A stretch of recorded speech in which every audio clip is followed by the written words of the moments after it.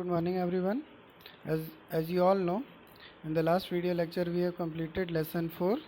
Today we are going to start a new chapter 5 arithmetic progression. ठीक है, तो start करते हैं और स्टार्टिंग हम लोग समझते हैं कि अरिथमेटिक प्रोग्रेशन होता क्या है. ठीक है, तो चलिए कुछ एग्जांपल के थ्रू मैं आपको समझाने की कोशिश करता हूँ. यहाँ पे मैंने क्या लिखा है, कुछ सीरीज़ को लिखा है, तो इस सीरीज़ को हम लोग ऑब्जर्व करते हैं. ठीक है, तो फर्स्ट वाली सीरीज़ को देखिए आप. फर्स्ट में क्या है, 5, 10, 15, 20, 25. तो नेक्स्ट क्या होगा, 30, 35, इस टाइप के कुछ नंबर्स होंगे. ठीक है, मतलब फर्स्ट वाले को आप ऑब्जर्व करेंगे तो आपको ये पता चलेगा कि हर टर्म में क्या हो रहा है, 5 ऐड हो रहा है. ठीक है, क्या हो रहा है, हर टर्म में 5 ऐड होते जा रहा है. ठीक है, चलिए अब सेकंड वाले को ऑब्जर्व करते हैं. सेकंड वाले को ऑब्जर्व करेंगे तो क्या है, फर्स्ट है 40, देन 38, 36, 34, 32. तो अगर इसी प्रोसेस को हम लोग आगे लेकर के चलेंगे तो क्या मिलेगा, 30 मिलेगा, फिर 28 मिलेगा. इसका मतलब ये हो रहा है कि सेकंड वाले सीरीज़ में क्या हो रहा है, 2 यहाँ पे माइनस होते जा रहा है. ठीक है, क्या हो रहा है, यहाँ पे 2 को हम माइनस करते जा रहे हैं. चलिए थर्ड वाले सीरीज़ को देखते हैं. क्या है, 10, 7, 4, 1, -2, -3. ठीक है, तो आप सीरीज़ को ऑब्जर्व करेंगे तो आपको पता चलेगा कि 10 में से 3 गया 7 आया, 7 में से फिर 3 गया तो 4 आया, 4 में से 3 गया तो 1 आया, 1 -3 करेंगे तो -2 मिलेगा, और फिर -2 -3 करेंगे तो -5 मिलेगा.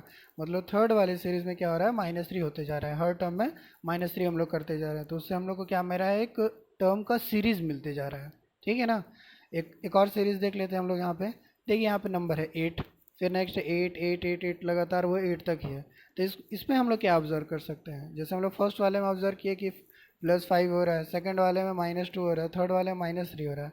तो फोर्थ वाले में हम ये कह रहे हैं क्या कि 0 ऐड होते जा रहा होगा या 0 माइनस होते जा रहा होगा. ठीक है, 0 को हम ऐड करें या 0 माइनस करें, नंबर पे कोई फ़र्क नहीं पड़ेगा, नंबर वही रहेगा. तो ये भी तो एक तरीके का सीरीज़ बना ना.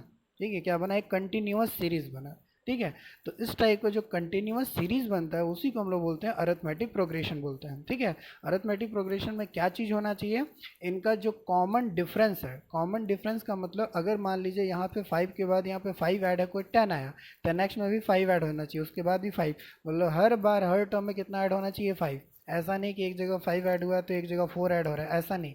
क्या होना चाहिए, हर जगह अगर 5 ऐड हो रहा है तो 5 ही ऐड होना चाहिए. ठीक है, अगर वहाँ पे अगर -2 हो रहा है तो -2 ही होना चाहिए, हर जगह होना चाहिए, हर टर्म में होना चाहिए. ठीक है, तो इसी को हम लोग बोलते हैं अरिथमेटिक प्रोग्रेशन बोलते हैं. ठीक है, चलिए तो कुछ टर्म्स बता दे रहा हूँ यहाँ पे. देखिए क्या क्या है. देखिए, each of the number in list is called term. मतलब देखिए, इस लिस्ट में हर एक नंबर को हम क्या बोलते हैं, टर्म बोलते हैं. ठीक है, क्या बोलते हैं हम लोग इसको, टर्म बोलते हैं. ठीक है, तो अरिथमेटिक प्रोग्रेशन का यहाँ पे डेफिनेशन में लिखा हूँ, देखिए इसको. An arithmetic progression is a list of numbers in which each term is obtained by adding a fixed number to the preceding term except the first term. इसका मतलब क्या है, ध्यान से समझिएगा फिर से. An arithmetic progression is the list of number. Arithmetic progression क्या है, एक लिस्ट ऑफ नंबर्स है जिसमें in which each term is obtained, मतलब हर एक टर्म जो मिल रहा है एक फिक्स नंबर ऐड करने पे मिल रहा है. जैसे यहाँ पे फर्स्ट वाले में जो फिक्स नंबर हम क्या ऐड कर रहे हैं, 5 ऐड कर रहे हैं. ठीक है, क्या कर रहे हैं, 5 ऐड कर रहे हैं. ठीक है, तो यही है fix number two the preceding term, मतलब पीछे वाले टर्म पे, एक्सेप्ट द फर्स्ट टर्म. ठीक है, इसी को हम लोग क्या बोलते हैं, अरिथमेटिक प्रोग्रेशन बोलते हैं. ये डेफिनेशन को अच्छे से याद रखिएगा. ठीक है ना. और इसमें जो फिक्स टर्म होता है उसका एक अलग नाम दिया गया है. The fix term is called the common difference. क्या बोला जाता है इसको, कॉमन डिफरेंस. और इसको रिप्रेजेंट किया जाता है किससे, डी से. ठीक है ना, क्या किससे रिप्रेजेंट किया जाता है, डी से. अरिथमेटिक प्रोग्रेशन में ये बहुत ज़्यादा इंपॉर्टेंट है. क्या, कॉमन डिफरेंस, इसको रिप्रेजेंट किया जाता है डी से. और ये कॉमन डिफरेंस क्या हो सकता है, आपका पॉजिटिव हो सकता है, नेगेटिव हो सकता है, या फिर ज़ीरो हो सकता है. ठीक है, ये जो कॉमन डिफरेंस है आपका पॉजिटिव, नेगेटिव या फिर ज़ीरो हो सकता है. ठीक है, यहाँ पे एग्जांपल को देखिए. तो फर्स्ट वाले में कितना था, +5 था, सेकंड वाले में -2 था, थर्ड वाले में -3 था, फोर्थ वाले में 0 था. ठीक है, तो ये है कॉमन डिफरेंस का वैल्यू. कॉमन डिफरेंस जिसको हम डी से रिप्रेजेंट करते हैं. डी हमारा पॉजिटिव भी हो सकता है, नेगेटिव भी हो सकता है, और ज़ीरो भी हो सकता है. ठीक है ना. चलिए, तो अगर इसको हम एक फार्मूला के हिसाब से एडजस्ट करने की कोशिश करें तो सीरीज़ कैसा बनेगा, तो देखिए सीरीज़ कुछ ऐसा बनेगा. तो देखिए फर्स्ट टर्म है, फर्स्ट टर्म को रिप्रेजेंट करते हैं हम लोग ए से. ठीक है, किससे रिप्रेजेंट करते हैं, ए से। A1 नहीं लिखना है ना, क्या लिखना है, ए लिखना है केवल। तो जो सेकंड टर्म आएगा उसको हम लोग बोलते हैं A2, थर्ड टर्म A3, उसके बाद A4, A5, A6, कहाँ तक, एन टर्म तक, जितना भी आपका टर्म है, ठीक है, वहाँ तक ये आपका ये जाएगा। स्टार्टिंग कहाँ से होगा, ए से, उसके बाद ए के बाद A2, A3, A4, A5, A6 मिला, ठीक है। चलिए, अगर इसका कॉमन डिफरेंस मान लीजिए डी है, तो उस हिसाब से ये जो एपी का जो अरेंजमेंट है वो कैसा हो जाएगा। देखिए फर्स्ट टर्म क्या हुआ, हमारा ए हुआ, जैसे कि यहाँ पे मान लीजिए एग्जांपल के तौर पे मान लीजिए ये है फर्स्ट टर्म, कितना है आपका 10 है। अब मान लेते हैं कि कॉमन डिफरेंस को मैं 5 ले लेता हूँ, तो नेक्स्ट टर्म कितना मिलेगा, 10 + 5 कितना मिलेगा, 15। अगला कितना मिलेगा, 15 + 5 कितना हो जाएगा, 20। उसके बाद कितना मिलेगा, 25। तो इस तरीके से क्या बनेगा, सीरीज बनते जाएगा, ठीक है। तो इसके लिए आपको एक फार्मूला याद रखना है, ये फार्मूला होता है an = a+n-1d।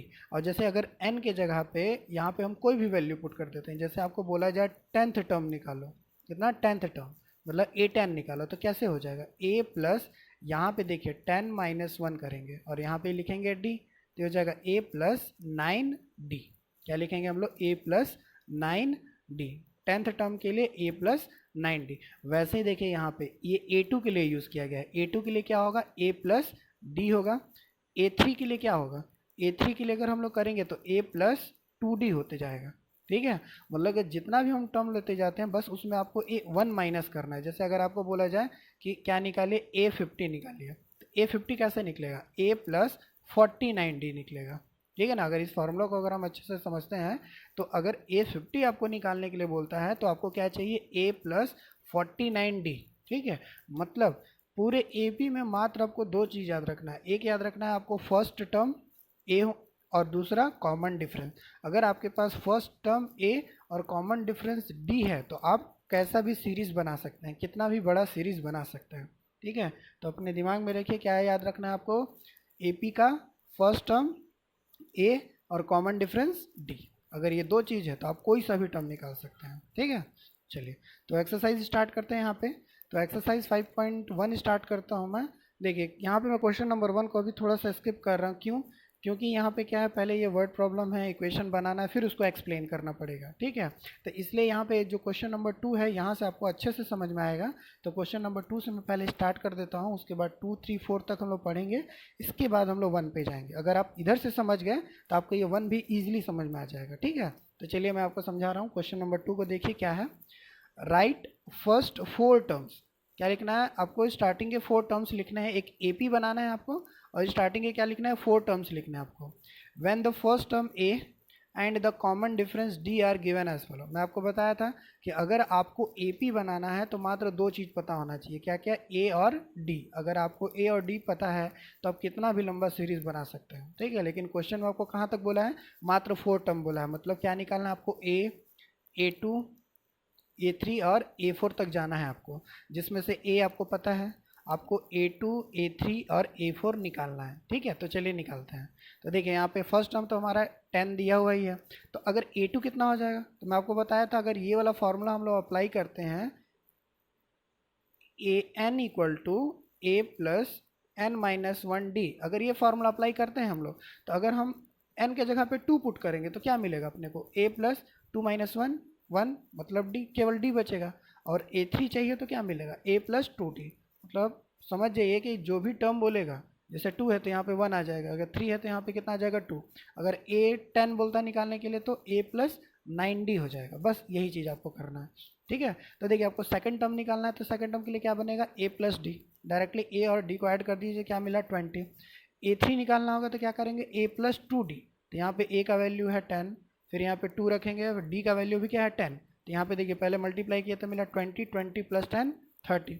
वैसे ही हम a4 निकालेंगे तो a+3d, तो ये हो जाएगा a का वैल्यू 10, उसके बाद +3 × 10, ये हो जाएगा 30, 30 + 10 40। तो बस आपको स्टार्टिंग के 4 टर्म्स ही निकालने थे, तो ये फर्स्ट टर्म 10, फिर 20, 30, 40, तो ये बन गया आपका AP, ठीक है। चलिए एक क्वेश्चन और सॉल्व करते हैं यहाँ पे। देखिए क्वेश्चन नंबर 3 को देखिए। क्वेश्चन नंबर 3 में क्या है, ए का वैल्यू दिया है 4 और डी का वैल्यू दिया है -3, मतलब कॉमन डिफरेंस का वैल्यू निगेटिव में है, मतलब जो AP बनेगा वो डिक्रीजिंग ऑर्डर में जाएगा, क्या जाएगा, डिक्रीजिंग ऑर्डर में। अगर आपका डी का वैल्यू पॉजिटिव है तो जो आपका ए पी बनेगा वो इंक्रीजिंग ऑर्डर में जाएगा, आगे की तरफ बढ़ेगा। अगर आपका डी का वैल्यू नेगेटिव दिया है तो आपका जो ए पी बनेगा वो डिक्रीजिंग ऑर्डर में जाएगा, नीचे जाएगा नंबर, ठीक है ना।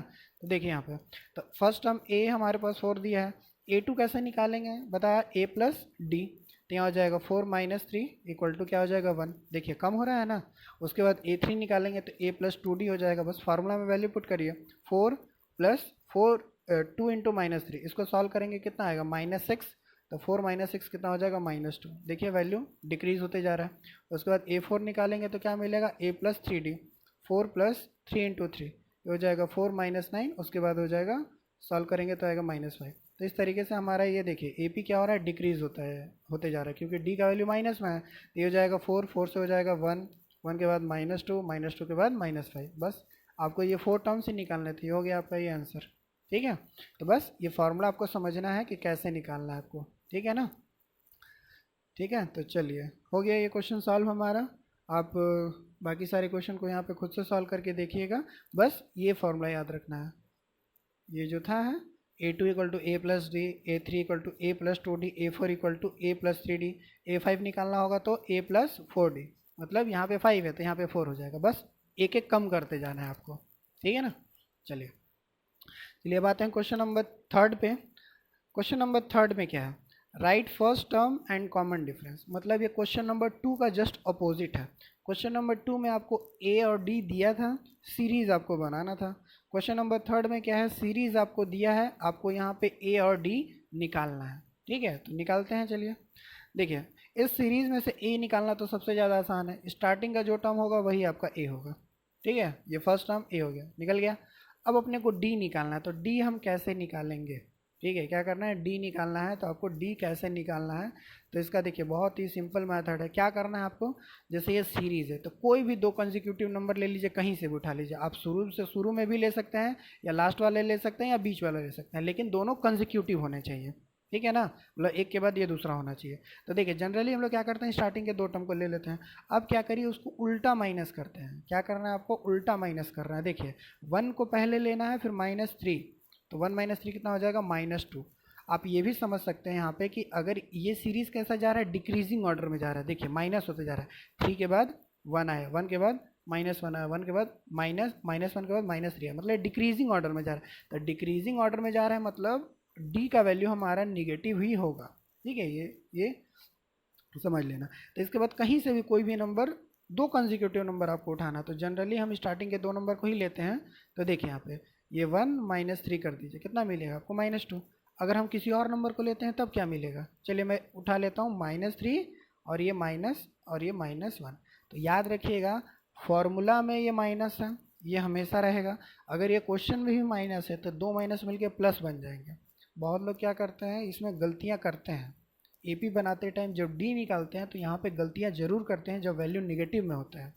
याद रखिएगा फॉर्मूला हमारा माइनस नेगेटिव ही रहेगा, जैसे कि यहाँ पे 1 -3, ठीक है ना, माइनस तो हमको लेना ही है यहाँ पे। बस आपको नंबर पे देखना है कि नंबर पॉजिटिव है कि नेगेटिव है। अगर हम अभी इस वाले को ले रहे हैं तो ये हो जाएगा -3, फिर माइनस करके फिर -1 लेंगे, ठीक है। ये माइनस तो हमारा फिक्स रहेगा ही रहेगा, बीच वाला माइनस। तो इसको सॉल्व करते हैं, -3 माइनस प्लस हो गया 1 -2। तो आप कहीं से भी सॉल्व करिए आपका वैल्यू -2 ही आएगा, ठीक है। चलिए 20 से सॉल्व करते हैं। अगर इन दोनों को लेते हैं तब क्या होगा, तो हो जाएगा -1 -2 हो गया। तो हर बार आपको कितना मिल रहा है, -2 ही मिलेगा, याद रखिए, ठीक है। चलिए तो इस तरीके से आप इसको सॉल्व कर सकते हैं, बस यही करना है। सीरीज़ आप देखिए, सीरीज़ में से आपका जो पहला टर्म होगा वही आपका ए का वैल्यू हो जाएगा। और आपको अगर डी निकालना है तो डी निकालने के लिए क्या करना है, कोई भी 2 कंसेक्यूटिव कहीं से भी ले लीजिए, आपका कोई भी मन, आप स्टार्टिंग के इसको ले लीजिए, या इन दोनों को ले लीजिए, या लास्ट के इन दोनों को ले लीजिए, ठीक है। ऐसा नहीं, स्किप करके नहीं लेना, ऐसा नहीं कि आप 3 और -1 को ले लिए, ऐसा नहीं कर सकते। अगर आपको लेना है तो आपको 2 कंसेक्यूटिव ही लेना पड़ेगा, ठीक है। ये अपने दिमाग में रखिएगा और उसको खुद से सॉल्व करिए आगे के क्वेश्चन को। चलिए अब क्वेश्चन नंबर 4 पे आते हैं। देखिए क्वेश्चन नंबर 4 क्या है, which of the following are APs, मतलब ये बहुत सारे यहाँ पे सीरीज़ बने हुए हैं और सीरीज़ को देख करके आपको बताना है कि वो एपी है कि नहीं, ठीक है। If they form an AP, अगर वो एपी है ठीक है, तो आप क्या करिए, इसका कॉमन डिफरेंस फाइंड करिए, डी का वैल्यू अगर ए पी है तब कॉमन डिफरेंस फाइंड करिए और आगे के 3 टर्म्स और लिखिए। ठीक है, अगर ए पी है तो 3 टर्म्स, कितना भी टर्म्स आप बना सकते हैं, लेकिन आपको यहाँ पे 3 टर्म्स ही लिखना है। ठीक है, तो चलिए चेक करते हैं। तो फर्स्ट यहाँ पे है 2 4 8 16। ठीक है, तो चलिए, तो क्या करना है, आपको 2 बार आपको कॉमन डिफरेंस निकालना है। अगर इस टाइप के क्वेश्चन आपको मिलते हैं तो आपको कहीं से भी 2 बार कॉमन डिफरेंस निकालना है, कहीं से भी, मतलब आप स्टार्टिंग के ये 2 नंबर को ले लीजिए, तो 4 - 2 कितना हो जाएगा 2। उसके बाद क्या करिए, आप कहीं से भी 2 नंबर को ले लीजिए, जैसे 4 और 8 को ले लेते हैं हम लोग। तो 4 और 8 को लेंगे हम लोग, तो 8 - 4 कितना हो जाएगा 4। तो देखिए, एक जगह 2 आ रहा है, एक जगह 4 आ रहा है। अगर ऐसा अगर आपको मिले कभी भी, अगर क्या मिले, दोनों डिफरेंट मिले, मतलब वो एपी नहीं होगा, वो मतलब वो एपी नहीं होगा। आप कहीं से भी 2 नंबर को उठा करके, जैसे कि अगर आप यहाँ पे ये भी ले सकते हैं, 16 - 8 ले सकते हैं, तो कितना मिलेगा 8 मिलेगा। तो यहाँ पे 2 मिला, यहाँ पे 4 मिला, यहाँ पे 8 मिल रहा है। तो हर बार क्या आ रहा है, कॉमन डिफरेंस अलग अलग आ रहा है। तो कॉमन डिफरेंस अलग अलग आ रहा है, मतलब ये एपी नहीं होगा। ठीक है ना, क्योंकि एपी हम लोग पहले ही पढ़े थे कि कॉमन डिफरेंस क्या होना चाहिए, सेम होना चाहिए, एक ही नंबर ऐड होना चाहिए। ठीक है, आप ऐसे भी नॉर्मली भी ऑब्जर्व करेंगे तो आपको पता चल जाएगा कि एपी है नहीं है। देखिए 2 के बाद ये 4 आया, 4 के बाद 8 आ रहा है, मतलब एक बार 2 ऐड हो रहा है, एक बार 4 ऐड हो रहा है, एक बार 8 ऐड हो रहा है, तो ये नंबर तो अलग अलग होगा ना। तो जब नंबर अलग अलग होगा तो एपी बनेगा ही नहीं। ठीक है, चलिए, तो क्वेश्चन को देखते हैं, क्वेश्चन नंबर 2 को, उसको सॉल्व करते हैं, देखते हैं। ये फर्स्ट है 2, उसके बाद 5/2, उसके बाद है 3, उसके बाद है 7/2। चलिए अब इसको चेक करते हैं। तो चलिए पहले के 2 नंबर को ले लेता हूँ मैं, 5/2 - 2, इसको सॉल्व किए तो कितना मिला, 1/2 मिला। चलिए 2 नंबर को और ले लेते हैं यहाँ पे, तो ये 2 नंबर ले लीजिए आप, 5/2 और 3 को ले लीजिए, तो 3 - 5/2, इसको सॉल्व किए तो सॉल्व करने पे क्या मिला, 1/2। तो देखिए दोनों जगह आपको जो डिफरेंस मिला, दोनों जगह डिफरेंस करने पे आपको सेम नंबर मिला। अगर ऐसा हो जाए तो वो एपी होगा। ठीक है, क्या होगा, वो एपी हो जाएगा। और जो डिफरेंस फाइंड कर, देखिए जो माइनस करने पे जो वैल्यू मिला, यही है हमारा कॉमन डिफरेंस। तो हमारा डी का वैल्यू क्या हो गया, 1/2। तो यहीं से अपने को क्या मिल गया, डी का वैल्यू 1/2। ठीक है, तो अब देखिए क्वेश्चन में ये भी था कि अगर ये एपी होगा तो आपको आगे के 3 टर्म्स बनाने थे। ठीक है, तो देखिए ये फर्स्ट टर्म हो गया ए, ये सेकेंड टर्म A2, उसके बाद ये A3 और ये A4 तक है आपके पास। मतलब आपको निकालना है A5, A6 और A7 तक आपको जाना है। 4 आपके पास है, 5 6 7 निकालना है। तो चलिए निकालते हैं। तो A5 के लिए क्या हो जाएगा, बताया था A+4D। ए का वैल्यू आपके पास 2 ऑलरेडी है, क्वेश्चन में देखिए ए का वैल्यू 2 है, और 4 × 1/2, इसको सॉल्व करेंगे, सिंप्लीफाई करिए तो आपको कितना मिलेगा, 4 मिलेगा। मतलब A5 का वैल्यू हो गया 4। उसके बाद A6 निकालना है तो आपको क्या हो जाएगा, A+5D, सिंप्लीफाई किए तो क्या मिला, 9/2 मिला। वैसे ही A7 निकालना है तो A+6D, इसको सिंप्लीफाई किए तो क्या मिला, 5 मिला। ठीक है, तो यहाँ पे ये हमारा क्वेश्चन नंबर 2 3 एंड 4 कंप्लीट हो जाता है। और बाकी के जितने भी क्वेश्चन है आप खुद से ट्राई करिए। ठीक है, बहुत ही इजी क्वेश्चन, बहुत ही इजी चैप्टर ही है। ठीक है, इसमें ज़्यादा फार्मूला नहीं है। अगर आप पूरे चैप्टर को अच्छे से पढ़ेंगे, पूरा चैप्टर में अगर मैं पूरा पढ़ाऊँगा, उसमें मात्र 2 से 3 फार्मूला ही हैं जो आपको काम आएंगे। फर्स्ट फार्मूला एकदम अच्छे से नोट डाउन कर लीजिएगा, AN = A+n-1D। इसका यूज़ तो अभी ज़्यादा नहीं है, एक्सरसाइज 5.2 में बहुत ज़्यादा यूज़ है इसका। ठीक है, तो ये फार्मूला अच्छे से याद रखिएगा, AN = A+n-1D। देखिए इसी फार्मूला से ही ना हम अभी ये सब निकालें। 6 निकालना था तो A+5D किए, 7 निकालना था तो A+6D किए। ठीक है, तो ये फार्मूला का आपको ज़्यादा यूज़ कहाँ भी मिलेगा, 5.2 पे मिलेगा। ठीक है, तो इस फार्मूला को अच्छे से याद रखिए। और ये जो इंट्रोडक्शन था, अरिथमेटिक प्रोग्रेशन क्या होता है, इसके कुछ बेसिक क्वेश्चंस को हम लोगों ने सॉल्व कर लिया। ठीक है, तो इसको आप अच्छे से समझिए और खुद से सॉल्व करने का कोशिश करिए। नेक्स्ट वीडियो में मिलेंगे तो हम 5.1 का जो क्वेश्चन नंबर 1 जो छूट गया है उसको मैं अच्छे से समझा दूंगा। वहाँ पे क्या करना है आपको, सबसे पहले एक सीरीज़ बनाना है, जो क्वेश्चन में दिया है उसके हिसाब से एक सीरीज़ बनाएंगे। सीरीज़ बनाने के बाद हम चेक करेंगे क्या वो एपी है कि नहीं है। ठीक है, तो ठीक है, मिलते हैं नेक्स्ट वीडियो में और सॉल्व करते हैं एक्सरसाइज 5.1 का फर्स्ट क्वेश्चन। ठीक है, तब तक के लिए गुड बाय।